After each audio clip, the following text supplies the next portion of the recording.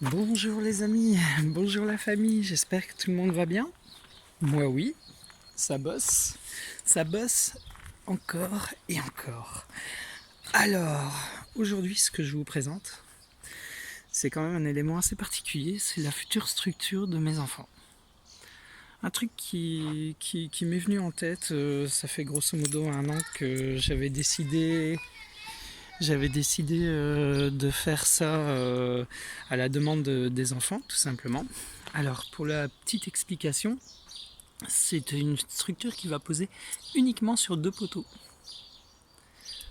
C'est assez particulier, franchement ça va avoir un style génial.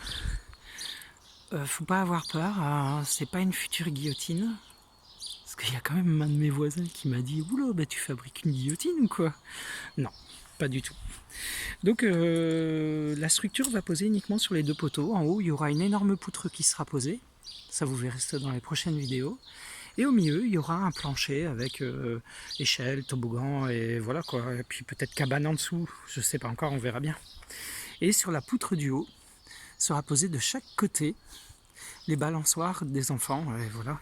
Puis bien éloigné, là. Un de ce côté-là, un de l'autre côté.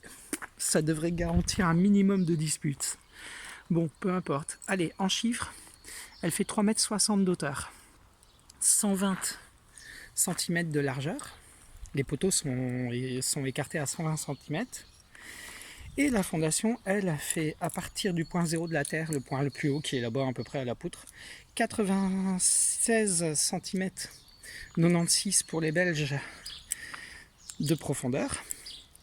Le tout fait presque 2 mètres de largeur. On est, je sais plus, je l'avais mesuré, mais je crois qu'on est à 190 de large, 190 pour les Belges. Et ensuite 190 de longueur et 90 cm de largeur au niveau des poteaux. Et l'allée du centre, elle ne fait que 60. Elle permet comment expliquer, elle permet de relier les 2 massifs entre eux. Le tout est coulé avec 1,2 m3 de béton, ce qui est déjà pas mal, je crois. Hein.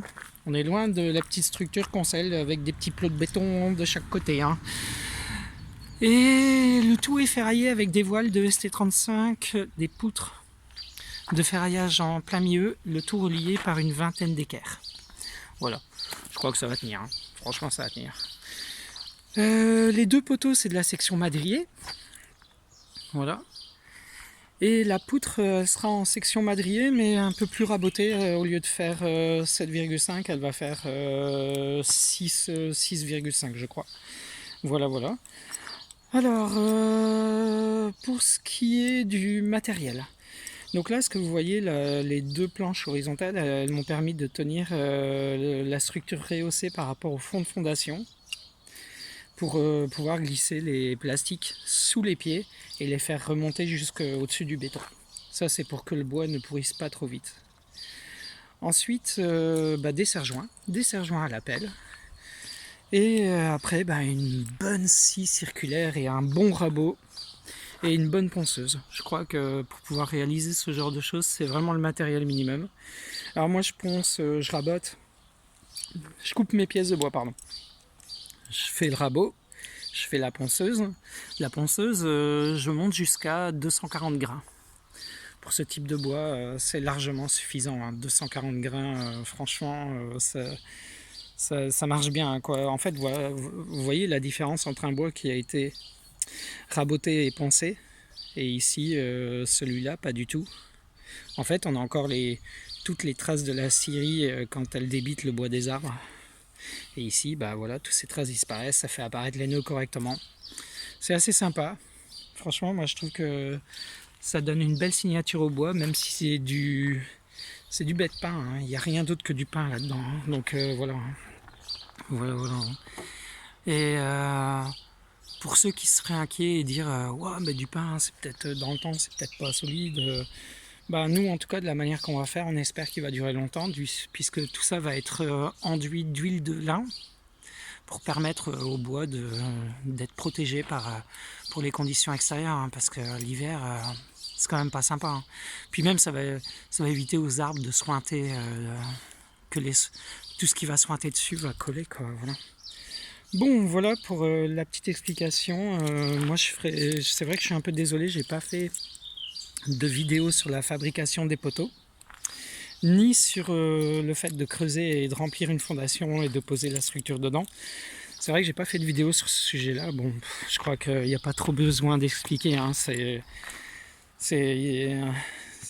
Enfin, pour moi, c'était facile. Après, je vais pas dire que c'est facile pour tout le monde, mais voilà, ce que je veux dire, c'est que j'ai pas pris le temps de faire une vidéo. J'ai préféré faire une vidéo maintenant qui explique un peu ma façon de faire. Voilà. Mais par contre, pour les prochaines étapes, là, je vais essayer de faire de la vidéo. Voilà, voilà. Bon, les amis, merci d'avoir regardé la vidéo. Et puis, je vous dis franchement à bientôt, mais dans pas longtemps, hein, parce que là, comme il fait beau et tout, je vais en profiter pour continuer la structure.